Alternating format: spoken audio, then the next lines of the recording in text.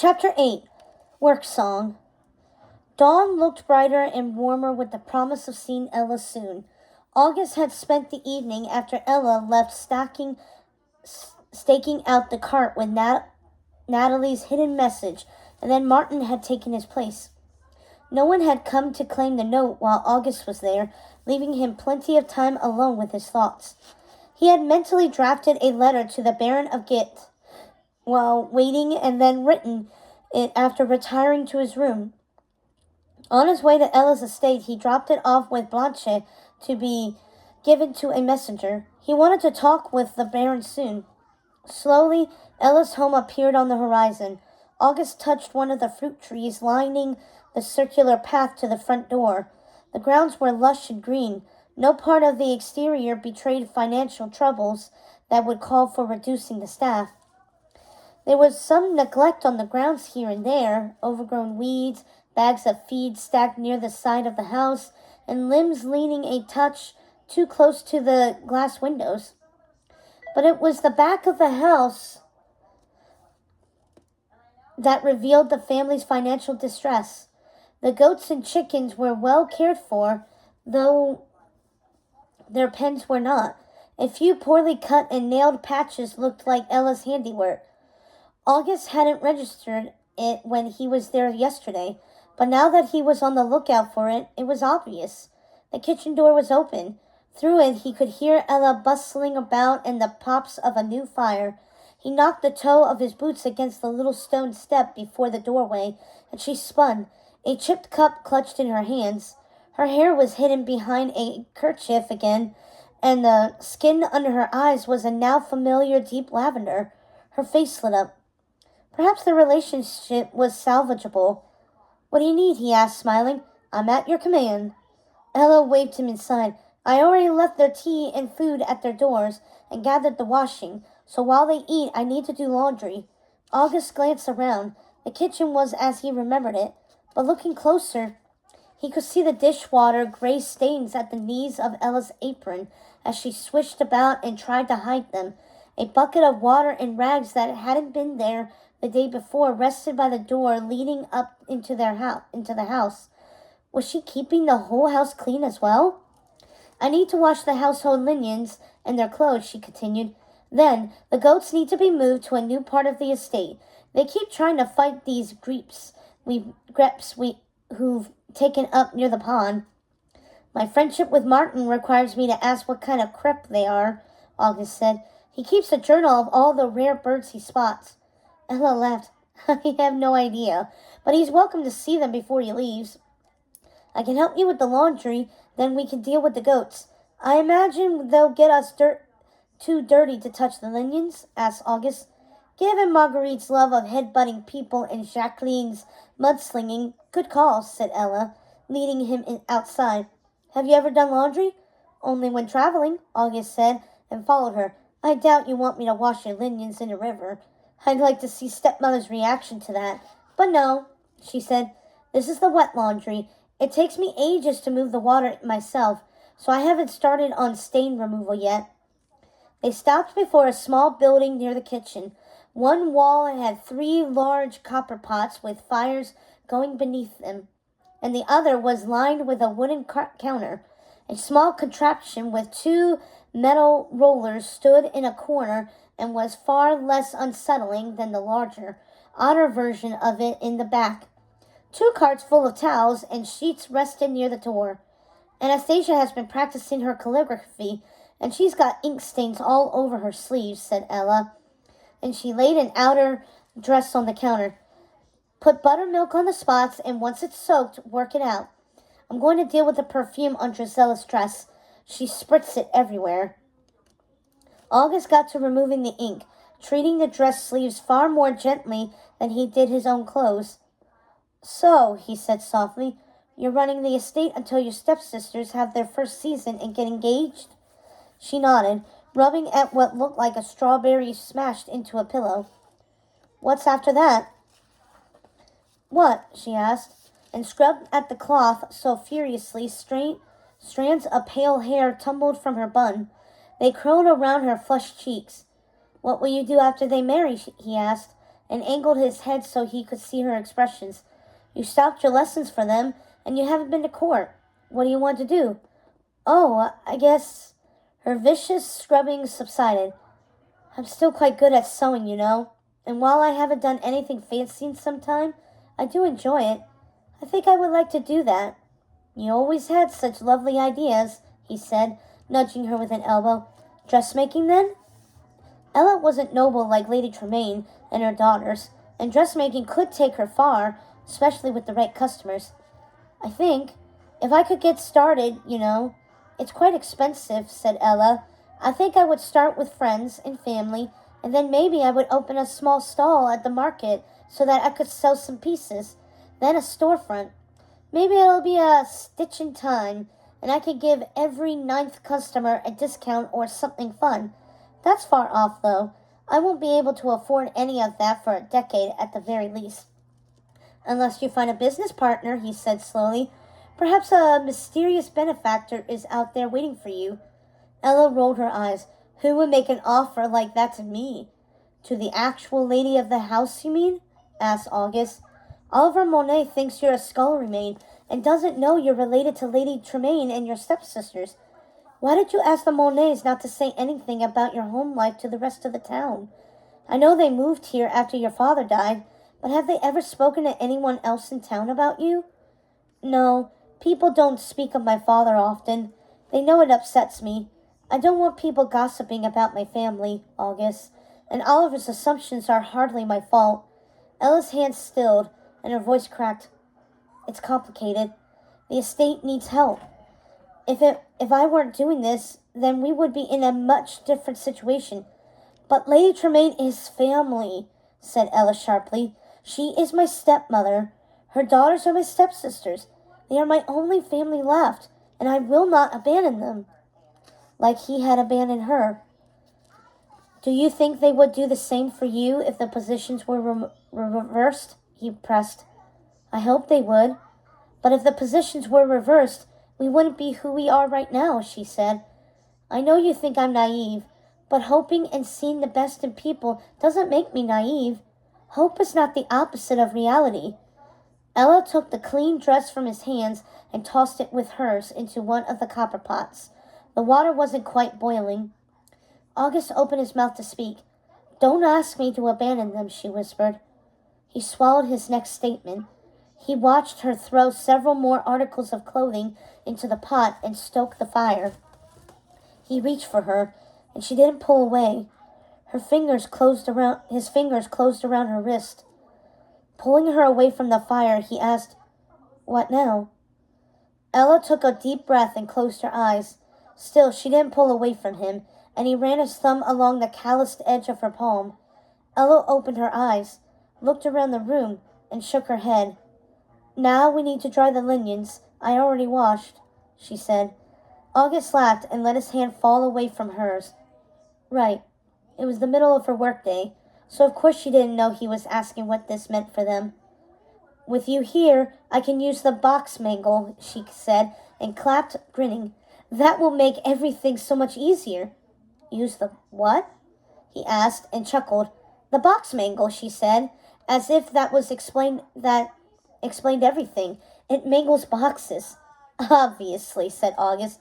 Obviously, she repeated, though her smile cracked slightly. She had always been like that.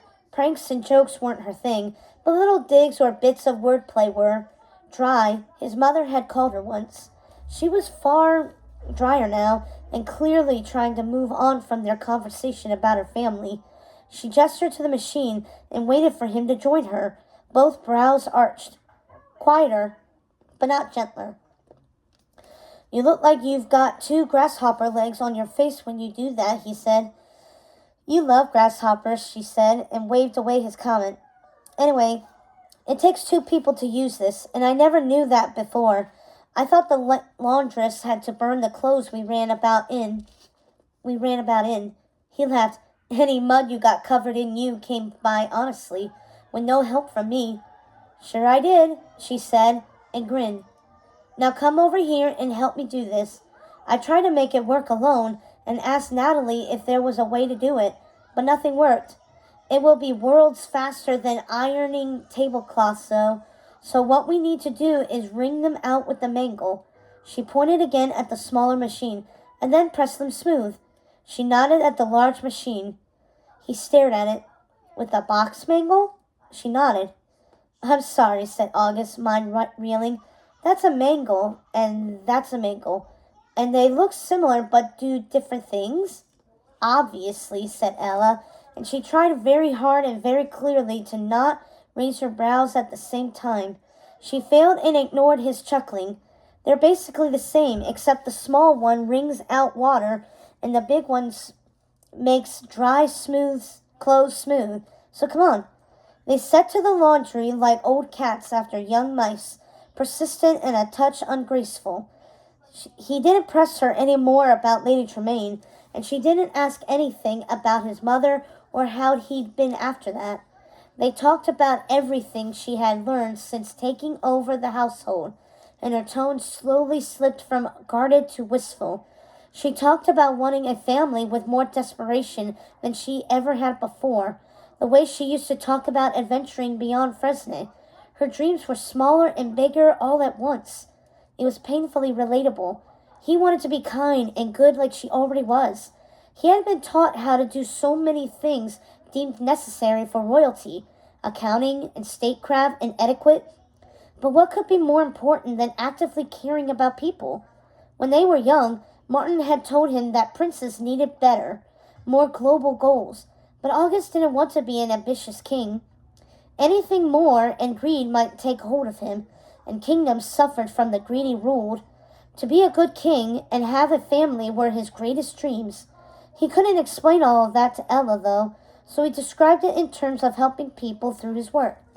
Wanting to do right by people and have a family isn't simple or silly, Ella said, picking up an armful of freshly folded towels. If being kind were easy, everyone would. A blood-curdling yowl cut her off. The cat from the previous day shot into the laundry between Ella's legs, moving so fast it was only a gray smear. Ella shrieked and stumbled, and her foot stomped down near the cat. It clawed her leg and fled through one of the windows. Ella ripped her foot off the ground and went falling backward into one of the copper pots full of soaking linens. August lunged, dropping the towels he had been folding, and grabbed her wrist. Ella used his arms to hold herself out of the water, but overcompensated and shifted her weight. They knocked into each other, and he collapsed, her chin smacking into his chest. She fell into his lap with a huff. Her armful of towels covered the floor. Ouch, Ella muttered. Are you all right? Are you? He asked, raising his head. Ella's lashes tickled his cheek. She was closer than she'd been in ages. So close, he could make out the little indent of her teeth in her bottom lip. Ella had always been beautiful, but up close she was breathtaking. He could make out the little freckles on her nose, and the curls stuck to her cheek. He wanted to brush it aside. He was still holding her wrists, the thin skin warming beneath his own, and she laid her forehead against his shoulder. The odd fluttering in his stomach spread to his heart and stole the air from his lungs. Her breath ruffled his shirt. She mumbled something against him. What? He asked gently. She turned her head. He didn't want to let go of her. He wanted to stay like this. He wanted to help her up. He wanted, more than anything, not to leave her alone ever again. Ella lifted her head and sighed. Did the laundry survive? The words were ice. Right. Laundry. I'm afraid not, he said, and let her go. Tripping over himself, trying not to shift while she got off him, August helped her up with the least amount of contact possible. She didn't seem to notice his discomfort, and he didn't say a word about it. Attraction would complicate their already confusing lives. The laundry room was warm, what with the heated pots and everything. The cat. August pointed to the half-dozen muddy paws printed in the doorway, dragged his finger toward the pristine towels covering the floor, and then gestured to the paw prints that continued on the other side of the towels. That was the one that Bruno was chasing. When did you get a mouser? Ella frowned. We didn't. That was Lucifer. The devil? He asked. As good as, Ella muttered darkly. He's Lady Tremaine's cat, and the most miserable creature I have ever met in my entire life. A house cat is the worst creature you've ever met? That's bold. He's bold. She stomped and mocked claws at her face. Oh, he's a monster. He's always doing things like this and antagonizing poor old Bruno. A sad wolf sounded outside the door, and slowly a muddy hound dog slunk into the laundry. Ella put her hands on her hips. How did this happen? She asked the dog. Never mind. I know exactly how it happened. You have to stop letting Lucifer rile you up. Bruno lay down, tail between his legs, as if he understood exactly what she had said, and August grinned. Bruno! August laughed and hefted the old dog up in his arms. He carried the dog outside and set him down far from the kitchen. Go shake off somewhere far away, buddy. Bruno slunk off, and August returned to the laundry. That cat was well taken care of, August said when he came back inside. Bruno's looking a bit worse for wear, though. He hadn't noticed it before because he hadn't even thought to compare them, but Bruno wasn't just old. He looked like he slept outside. There isn't some grand conspiracy afoot, said Ella, dumping the ruined laundry into a pot and grabbing the few towels that were still clean. Isn't there? He asked softly. People think you work here.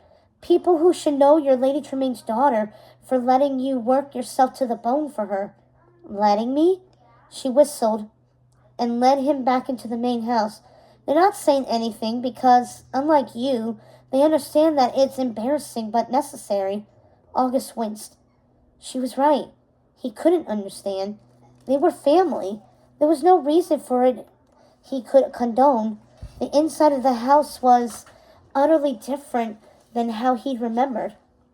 New wallpaper filled in the spaces between the tall windows, glittering in the morning light, pristine save for a few inches above, where Ella could reach. Portraits of family members he didn't recognize stared down at them. Ella gestured to a small door at the end of the hall. Lady Tremaine's study. She only comes in here after supper, and they can't hear us from this side of the house, she said, expression flat. Come. Ella, this isn't... He hesitated in the entry. She ignored him and opened the door. The study was cold and empty, lacking in any sort of decor. There was no personality beyond the organized desk and two portraits on the wall opposite of the desk. Lady Tremaine and Drizella, Ella said, gesturing to them. Rather mean to leave out Anastasia if you ask me, but she won't. She pulled a logbook from the desk. Here, see for yourself. We won't survive the year without sacrifice. August flipped through the book, his stomach sinking. He hadn't meant to drive her to this, but he couldn't leave it alone. The expenses and income of the estates were sobering, and August tried to find the entries from around the death of Ella's father. The book didn't go back that far, but even a year out from his death, the estate's savings were far lower than they should have been. The expenses for Ella became fewer and farther between as he read toward the current day, until it was as though the estate had only 3 family members and 1 servant. Ella seemed to have nothing to her name. There were calculations in the expenses to ensure there was plenty of food for 3 people, but she bought no clothes or anything else that wasn't absolutely necessary. Lady Tremaine didn't seem to consider her part of the household expenses at all. Every expense, no matter how small, was logged dutifully with an explanation, and every bit of money brought in was written down with a note about where it had come from.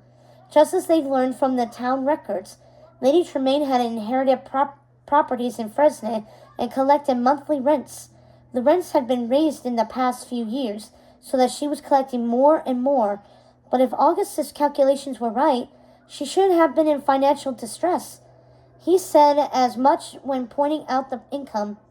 She's not pocketing the money. It goes toward her own expenses, which she logs in her personal books, said Ella, tapping a line in the accounts. This is just for estate records, and Father used to record the rents in here, so she kept doing it to keep everything straight. What are these, then? August said. She has 7 instances in which she logged herself being paid, But why not put these in her own personal accounts then? The 7 sums weren't large, but they were unlabeled. She had her hands full with Giselle and Anastasia, so perhaps Ella's voice trailed off as she read through the 7 entries. They spanned the last 5 years.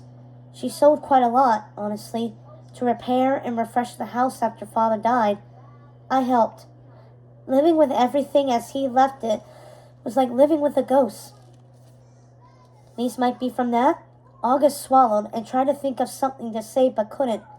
My father picked her, she said, still reading. She's who he picked to be his wife and my mother. He chose her and her daughters. He trusted her. If I don't, what sort of daughter am I? Except the break in her voice, the little warble like a dying songbird was more a plea than a certainty. If the people who were supposed to love her didn't, what did that mean about her? August had never doubted that his father loved him. His family was bombastic in their affection, even in public. He didn't know how to navigate this. Not loving you is too difficult to do, he whispered, and hesitated. She opened her mouth to speak, her eyes bright with unshed tears as she stared up at him, and he shook his head. The work he had helped with today was barely a dent in her duties if no one worked on the estate. Those responsibilities were far more than any kind of daughter could hope to accomplish. Ella moved to hand him back the book, but a loud knocking echoed through the house. She shoved the book back and ushered him into the hallway. Who would be visiting now? Ella muttered, half running down the hall. Come on, stepmother hates it when lessons are interrupted. She led him through the house and his own distant memories. The layout was the same, but the colors and portraits were all new and cold. Once, the pale blues and silvers of the house had felt inviting, and August had spent whole summer days investigating the knickknacks Ella's father had collected on his travels. They were all gone, the halls oddly empty of life, despite more people living here than ever before. He waited near the front doors while Ella answered them. Martin, she beckoned him inside. What do you need? I left my post, he said, shooting August a look. Martin had been watching to see who came for the letter, but it was unlikely anyone would during the middle of the day when they were likely to be seen. He knocked the dust from his boots and stepped into the entry hall. I've received word from the Baron of Ghent. Apparently he has dinner plans tonight and is heading to the city in the next few days. I don't suppose you know who he's dining with? Asked August. They didn't need to meet with him for long. We could visit him anyway and beg forgiveness after. Yes, I'm sure he would love that, Martin said flatly. August sighed and turned back to Ella. You've never met him, have you? Oh, no, she said, shaking her head. Lady Tremaine has met him once or twice, but she mostly keeps to herself. Martin, what do you... Martin? For once, Martin wasn't frowning. His head was tilted back and his eyes were closed. August grinned. Developing an appreciation for music, he asked, and flicked Martin's ear. He's giving them an ear for what it should sound like, said Martin, shaking his head. He's very good. He's quite a good tutor, but I don't think he enjoys it as much as playing, Ella said. They must have left the door open. A girl was attempting to sing the song now, accompanied by someone else on the flute. Both were too loud. A soft voice August couldn't make out said something, and Oliver stopped playing. The girl's music trailed off. Drizella, why don't you practice your piano while Anastasia sings? Asked Oliver. That way you can rest your voice. No. That's Lady Tremaine, whispered Ella. She's set on Drizella learning to sing, but the poor girl doesn't have the voice for it. Worse, she would be perfectly fine at piano if she practiced. Oliver seemed to agree, because he said, I don't think singing is her forte, but the piano might be. Martin snorted. Lady Tremaine let out a loud sigh. Your mother was in the middle of perfecting Drizella's singing voice. I understand that, my lady. However, she cannot continue teaching. Part of a music tutor's job is to ensure that the student is given the best chance for success. I know, and I do miss her effort dearly, said Lady Tremaine softly. There were just certain things she understood, and others she knew she would never understand and simply had to take my word for, like the demands of society upon upcoming ladies. I learned singing and the flute as a girl, and it's important that my daughters, ladies of the court, excel at those. I want to give them the best chance at success, as your mother and I gave you this chance to tutor them." Ella stiffened. "My heart flutters at the very thought of what's befallen your mother, and it would be best if you dedicated more time to her care, would it not?" Lady Tremaine asked. A chair scraped against the ground. "Your poor mother, with your father so far away and her mind... Well, I can't tax your family any longer. I am sure there is another tutor with experience instructing peers." "Another?" asked Oliver stiffly. "Who?" "Oh, don't worry about us. Worry about your mother," said Lady Tremaine. "Now, I think this is as good a time as any to call an end to the session. You could treat your mother to an early lunch. Consider it a gift." That was a cold dismissal. The door creaked. "Of course, my lady. I shall inform my mother. Good day." His footsteps hurried away.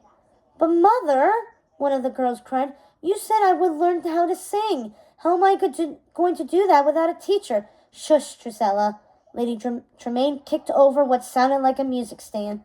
"I shall take over your teaching." "Does that mean I'll learn to sing too?" the other, Anastasia, asked. "You will play the flute, dear." Drusilla cackled. "Only pretty girls can sing." "And yet you are not a great singer yet, are you, my dear?" asked Lady Tremaine in such a venomous tone that even August winced. "I shall play, and we shall start at the beginning." Ella nudged August and Martin out the front doors. "We could talk to him outside," she whispered. "Let's not get caught by Lady Tremaine, though." They waded off to the side of the house and out of sight of any windows. Oliver emerged from the house after a moment, his expression stormy. He carried a music book rolled up in one hand. Ella darted forward. "I'm so sorry." "It's hardly your fault." He laughed and caught her in a quick hug. "I can't believe she's letting me go. I know she's strict about what they learn, but this is beyond that." He hesitated, as if not quite sure he should say what he was thinking, and shook his head. "It stings is all. My mother is already tired of me hovering around her." Oliver stepped back from Ella and glanced at August and Martin. At Martin for slightly longer. August noticed. "Apologies for eavesdropping, but we were with Ella," Martin said, and cleared his throat. "Tragedy befalls everyone at some point." August winced, and Martin looked as if he wished the floor would collapse beneath him. "Like you right now?" asked Oliver, his lips falling into a half-smile. Martin nodded. The front door cracked open, and one of the stepsisters came sprinting down the front steps, a pale pink day dress fluttering behind her. She stumbled to a stop before them. "Wait!" "Anastasia, what are you doing?" Ella asked. "Lady Tremaine hates it when you end early. I told Mother I needed a moment to catch my breath, and she told me I could leave if I wasn't serious," said Anastasia, and then her expression tipped. "I don't have to explain myself to you." She turned back to Oliver, ignoring August and Martin completely. "Thank you for teaching me how to sing," she said uncomfortably, as if the words were utterly unknown to her. "I really did enjoy it." Oliver smiled tightly. "You're welcome." "I like it more than the flute," said Anastasia. "Anyway," she gestured to herself, forgetting the flute in her hand and knocking it against her shoulder. Her cheeks pinkened. "Enjoy your time with your mother." Ella narrowed her eyes, and even Oliver waited. Anastasia glanced at both of them. "What?" she asked. "Did you come down here to thank him?" Ella asked, and Anastasia nodded. "Well, that's nice." "I can be nice. You don't know me." Anastasia scowled and crossed her arms over her chest. "You don't know anything." Ella sighed. "I know Lady Tremaine is going to be in a bad mood now that you've been gone for so long." "She was going to be in a bad mood today no matter what," Anastasia said, and she tried to look down her nose at the taller girl. "She always is before she sees the Baron." Lord Moreau?" Ella asked. "The Baron of Ghent?" "Yes, the old man. She even bought a gift. Didn't you know she was meeting him tonight?" Anastasia looked thrilled to know something no one else did, especially Ella, and she raised one shoulder like a child, trying to feign an adult disinterest. "Anyway, I have to go, and you still haven't brought me my riding dress for tomorrow." I shall finish ironing it shortly, said Ella, but you should get back before Lady Tremaine gets upset. Don't tell me what to do, Anastasia said. Did you really not know? I don't think she told Drizella either. She said her sister's name the way an old person in church would utter a curse word, and August muffled another laugh against his shoulder. Anastasia reminded him of the younger girls at court. He wouldn't have been surprised if she was too young to debut this year. Even though her mother was pushing it, as bratty as her tone was, it almost sounded put on, like one of the wallflowers trying to copy the girl who hated her. Ella is too nice for them, August whispered to Martin. She'd give her last pea to a mouse. She's far too nice for her own good. Like you, Martin shrugged. What good is a single pea to a person? It's much more important and useful to the mouse.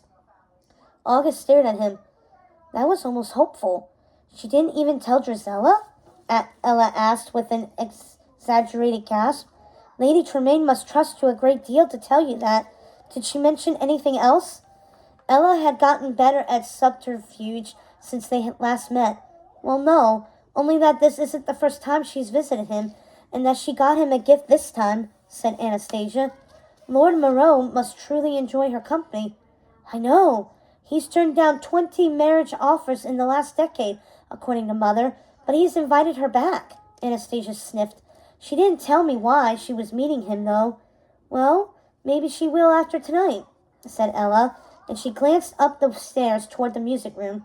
Anastasia startled and scurried away without another word. Why on earth would she be meeting with the Baron? Ella spun to them. She can't be considering marrying Anastasia or Drizella to him, can she? August snorted. No one was that cruel.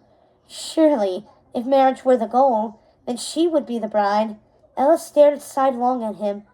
We could investigate, said Martin before she could respond. Like eavesdropping? Oliver asked. Like you definitely weren't doing to me? Martin turned away, hand on his chest, and said, I have no idea what you mean. Well, at least we know who his dinner partner is now, said August. He's always been so reclusive. Why dine with Lady Tremaine? Don't say reclusive like it's an insult, said Ella. Lord Moreau's perfectly nice. He's just sad. Did you know he had been fighting with the court about his inheritance since he doesn't have an heir? August did, thanks to his position on the court. His father had complained about the Baron's insistence on not remarrying until August's mother had passed. He had never brought it up again. The issue of inheritance, though, was the court's latest worry. Perhaps there's a way to circumvent needing an invitation to this dinner, said August. Martin's expression fell. You mean sneaking in? Is it really necessary to sneak in? Ella asked. Maybe not, but I want to know why Lord Moreau is entertaining Lady Tremaine, said August. Spying seemed like a good place to start, especially if there would be discussions of marriage. Finances always figured into these conversations. He clapped Martin on the back.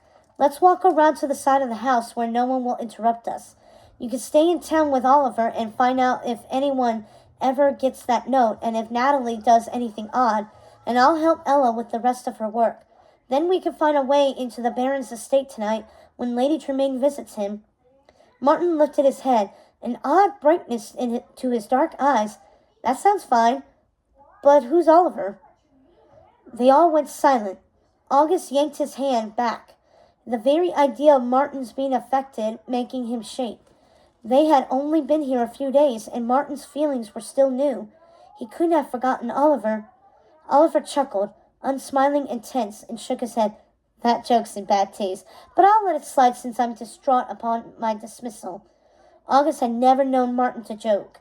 Martin laughed uncomfortably, and August held him back as the others walked ahead. It was a joke, right? August asked, gripping Martin's arm tightly. Martin nodded at Oliver ahead of them. August, I don't know who that is. Once, in his first year at school, when he had been a few years younger than the other students, August had tried to get a book from the top shelf in the library and fallen from the top of the ladder. The breath had been knocked so hard from his lungs that he thought he'd never breathe again. Martin, we met him days ago, said August. Do you remember Oliver Monet? Monet? He shook his head. We talked to Madame Monet, but her husband is still traveling, and she lives alone. August glanced at Oliver and Ella. He wasn't sure he would be able to explain what was happening without being sick. By the green tinge to your face, I'm guessing that I forgot him, said Martin. But it can't be related to love, then. I would have just met him. Did just meet him? At least you remember enough to know you've forgotten someone. My apologies in advance for treating you like a subject and not a friend. August squeezed Martin's arm and let him go. I need to ask you some questions to confirm what you remember. I bought you collar pins yesterday. Why? It took everything within him to stop his voice from breaking. He would not let emotion make him stumble. He had to see this through.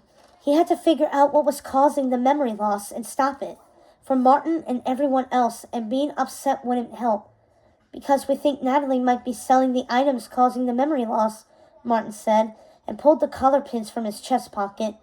And what did you overhear from Ella's stepsister's music lesson? Lady Tremaine dismissed the tutor. Martin shook his head. I didn't know who they are, but it's not Madame Monet. It's Madame Monet's son. Oh, said Martin. 2 people in his life forgot others. That's going to be terrible. Focus on yourself for now. August took a deep breath. Oliver and Ella were at the side of the house, heading for a shaded space out of sight from the house's windows. Come on, no point in putting it off. August led Martin to them, not quite willing to let his friend go, and Ella looked at him first. She must have recognized his expression. What? Ella asked, eyes wide. What's happened? Martin wasn't joking, said August, hesitating.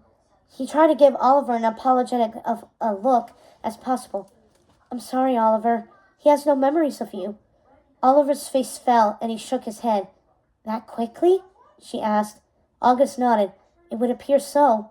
Wait, I thought people were forgetting who they... Ella covered her mouth, her eyes wide. August shrugged. Well, we're not completely certain as to why people forget others, but it was our leading theory. August didn't think Oliver would appreciate a lie anyway, when so much of his life had already been tipped on its head by the memory loss plaguing the town. However, the boy didn't seem to have heard any of it. Oliver? Are you well? Is it me? Whispered Oliver, eyes wide but unseeing. He opened his mouth a few times, but the sounds got choked up in his throat. The thought had clearly been haunting him. Did I do this to my mother? To him? No, said Ella, taking his hand in hers. She looked up at August. She's right. It's not you, said August, and Oliver closed his eyes in relief. We were investigating a possible lead, and it was apparently far more likely than we thought. So, this is bad news and good news. You didn't cause anything. This made talking to the Baron all the more urgent. The pins from Natalie's were somehow connected to this. He let go of Martin and patted his arm. Perhaps, given everything, you shouldn't join me on this scheme. Martin huffed but nodded. Oliver turned to him, an odd expression coming over his face, as if the puzzle pieces were sliding into place. I'll keep Martin company. We probably should talk and fill in the gaps, shouldn't we, Martin? Martin swallowed, speechless. Oliver had recovered from his moment of panic, at least. He would love that. And he'll agree when he figures out how to speak again, said August. Thank you. Oliver held out his hand to Martin. Oliver, pleasure to meet you again. Martin slowly took his hand. I hope you don't mind me asking a lot of questions. I don't at all, Oliver said, and smiled. After you. He offered Martin his arm, and the pair walked back toward town, chatting as if they were old friends, and one hadn't forgotten the other entirely. Unbelievable. August shook his head. That's rather cute, said Ella, watching them walk away. So I guess we're partners now. Partners. That was what they had been as children, when sneaking burned loaves from Monsieur Bickard's bakery or eavesdropping on their parents' plans for their birthdays. He smiled at her, the image of them as children racing through his mind. She didn't grin, but she didn't scowl either. Was she remembering the same antics he was? Partners in crime, he said, and she did smile slightly at that. I can't quite recall the punishment for trespassing. Well, if Lady Tremaine is going there tonight, then it doesn't really have to be a crime, said Ella. Would she introduce us? He asked. Ella gaped at him. We're not going to ask her, she said, slowly, as if she were teaching Bruno a new trick. I'm going to go get invited, and then we'll figure out what to do with you.